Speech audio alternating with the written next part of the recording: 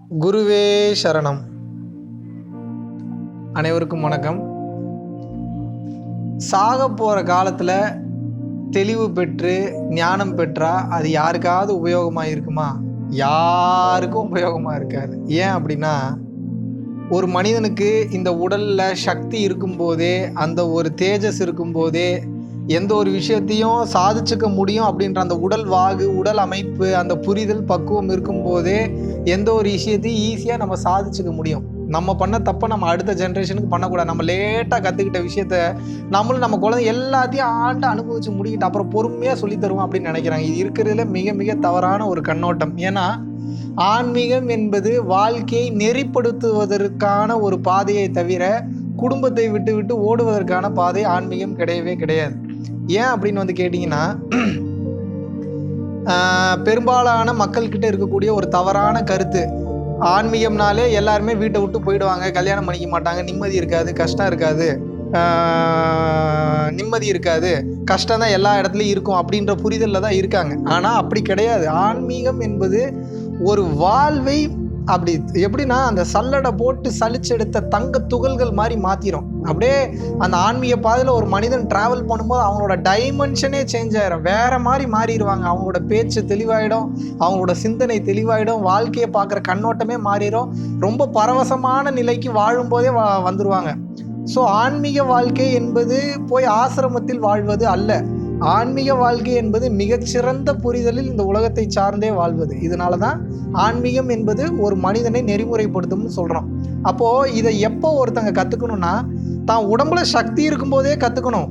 தான் உடம்புல ஒவ்வொரு விதமான பாகங்கள் நல்லா வேலை செய்யும் போதே, இந்த உடல் நமக்கு சப்போர்ட் பண்ணும்போதே, இந்த ஆன்மீக விஷயத்தை நீங்கள் கற்றுக்கிட்டு அதற்குண்டான பயிற்சிகளில் ஈடுபடும் போது மட்டும்தான் அந்த ஞான தெளிவும் கிடைக்கும், அந்த புரிதலும் கிடைக்கும். அதுபோக அதை மீறின சில சக்திகளோ, அதை மீறின சில சக்தி நிலைகளில் பரவச நிலைகளுக்கு போகும்போது அதை தாங்கிக்கக்கூடிய அந்த பக்குவமும் அந்த ஸ்ட்ரென்த்து இந்த உடலில் இருக்கும்.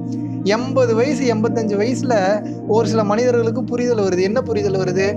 வேணுங்கிற வீடு கட்டிடுறோம், வேணுங்கிற காரு வாங்கிடுறோம், வேணுங்கிற மனைவியோட சந்தோஷமாக இருந்துடுறோம், வேணுங்கிற பொண்ணுங்களோட சந்தோஷமாக இருந்துடுறோம், வேணுங்கிற பசங்களோட சந்தோஷமாக இருந்துடுறோம்.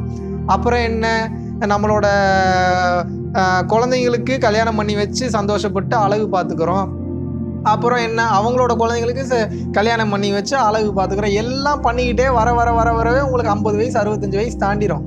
70 வயசு 80 வயசு வர்றப்போ ஏதாவது ஒரு படத்தை ப்ரொடியூஸ் பண்ணுறீங்க, இல்லை வந்து வேறு ஏதாவது ஃபெமிலியாரிட்டி ஆகிறதுக்கு உண்டான வேலை ஏதாவது பண்ணிடுறீங்க, ஏதாவது பண்ணிக்கிட்டே இருக்கீங்கன்னா 70 வயசு 80 வயசு ஆனதுக்கப்புறம் அதுக்கப்புறம் தான் புரிதலே உங்களுக்கு வரும். கண்டிப்பாக இது எல்லாத்துக்கும் வரும், வராமலாம் இருக்கவே இருக்காது. புரிதல் இல்லாமல் போகிறீங்கன்னா நிச்சயமாக இது வரும். ஏன்னா அந்த இடத்த ஏன் இவ்வளோ ஸ்ட்ராங்காக சொல்கிறேன்னா, மனம் அங்கே போய் நிற்காது. இவ்வளோ நாள் ஓடியே பழக்கப்பட்டவங்க மைண்டு படார்னு ஒரே செகண்டில் நில்லுனாலாம் நிற்காது. ஆரம்பத்தில் இருந்தே அதுக்கு ப்ராக்டிஸ் பண்ணாவே அவ்வளோ சீக்கிரம் நிற்காது. அது இஷ்டத்துக்கு ஓடிக்கிட்டு இருக்கும். 20 வயசு 25 வயசில் ப்ராக்டிஸ் பண்ணாவே நிற்காது. 80 வயசுலலாம் ப்ராக்டிஸ் பண்ணால் நிற்குமா? சுத்தமாக சப்போர்ட் பண்ணாது. அப்போ என்னென்னா, இன்னும் நமக்கு ஒரு ஏதோ கிடைக்காம ஓடிக்கிட்டே இருக்குமே அப்படின்ற அந்த புரிதலே அப்போ தான் வரும். மைண்டு நிற்காது, அமைதி இருக்காது, நிம்மதி இருக்காது. இதனால தான் பல கோடீஸ்வரர்கள், பல மில்லியனர்ஸ், பல பில்லியனர்ஸ் அந்த ஒரு நிறைவு பெறாமல் இன்னும் வந்து பார்த்தீங்கன்னா எதையோ தேடி தேடி அலைஞ்சிட்டு இருக்காங்க. நான் அதை தவறுன்னு சொல்ல வரல, ஆனால் அந்த புரிதல் இல்லாமல் இருந்தனால இவ்வளோ தூரம் அலைஞ்சிக்கிட்டு இருக்காங்க. எவ்வளவோ இப்போது நம்ம சினிமா இண்டஸ்ட்ரியிலே மாபெரும் இசையில் ஞானத்தில் இருக்கக்கூடிய ஒரு மியூசிக் டைரக்டர் இன்னைக்கு வந்து பார்த்தீங்கன்னா ரமணாசிரமத்தில் அடிக்கடி போய் தங்கிடுறாரு. அங்கே போய் கூட்டி பெருக்கி குப்பையை சுத்தம் பண்ணிக்கிட்டு இருக்கிறாரு. அப்போ என்ன அவர் எதிர்பார்க்குறாரு? அங்கே போய் கூட்டி குப்பையை பெருக்கணுன்றது அவரோட இன்டென்ஷன் கிடையாது, மோட்டிவ் கிடையாது. அவருக்கு அவ்வளோ பெரிய இசையில் மிக உயரத்தை தொட்டாலும் கூட, அத்தனை பேர் புகழ்ந்தாலும் கூட, காசு பணம் வசதியெலாம் இருந்தாலும் கூட, நல்ல பேரம்பேதிகளாக இருந்தாலும் கூட, அவருக்கு இன்னும் அவருடைய உயிருக்கு தேவையான அந்த ஒரு நிம்மதின்றது இன்னும் கிடைக்கல. அதனால தான் அங்கே இன்னும் சுற்றிக்கிட்டு இருக்காரு. இது நான் எக்ஸாம்பிளுக்கு தான் சொன்னேன். இந்த மாதிரி ஏகப்பட்ட லட்சக்கணக்கான பேர், கோடிக்கணக்கான பேர் சுற்றிக்கிட்டு இருக்காங்க. வயசான காலத்தில் தான் இந்த புரிதலே வருது. இதனால இப்போ ஒரு சில மனிதர்கள்லாம் வயதான காலத்தில் அந்த புரிதல் வந்ததுக்கப்புறம் அந்த நிம்மதி நிலையை ரொம்ப கஷ்டமான ப்ராக்டிஸ் பண்ணி அடைஞ்சவங்க இருக்காங்க. ஆனால் இன்னைக்கு எல்லாருமே இன்னைக்கு 80-85 வயசு வரைக்கும் வாழ்றதே கஷ்டமாக இருக்கிறப்போ அட்லீஸ்ட் ஒரு 60-65லையாவது போய் ஒரு நிம்மதி நிலை அடையலான்னு பார்த்தா வாய்ப்பே கிடையாது, மனம் நிற்காது. அப்போது உங்களோட குழந்தைகளுக்கு நீங்கள் சொல்லித்தர வேண்டியது இந்த வாழும் கலையை கற்றுக் கொடுக்க வேண்டும். அது சின்ன வயசுல இருந்தே நீங்கள் சொல்லித்தரணும்.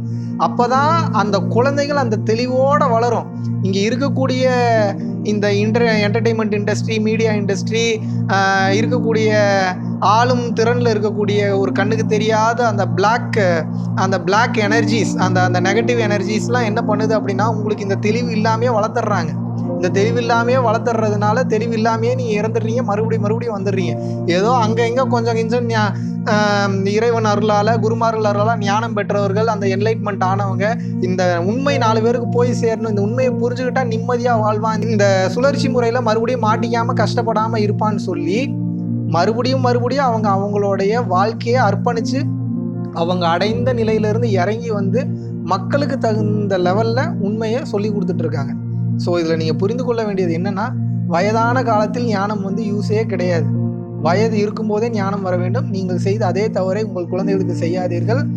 ஞானம் என்பது நிச்சயம் ஒவ்வொருவரும் அடைய வேண்டிய ஒரு விஷயம். அது போய் தேடி அடைய வேண்டிய விஷயம் கிடையாது. அது ஆல்ரெடி உங்களுக்குள்ளே இருக்குது. குப்பையெல்லாம் விலக்கி விட்டு பார்த்தீங்கன்னா போதும், உள்ளுக்குள்ளே இருக்கிறது ஈஸியாக நீங்கள் தோண்டி எடுத்துருவீங்க. இருக்கிறத பார்க்குறதுக்கு உங்களுக்கு என்ன தேவை? The process of unlearning. ரிவர்ஸில் போகணும், அதுக்கு நீங்கள் தயாராக இருக்கணும், அதுக்கு பக்குவம் வேணும். அந்த பக்குவத்தை கொடுப்பது ஆன்மீகம் மட்டும்தான். நிச்சயமாக உங்களுக்கு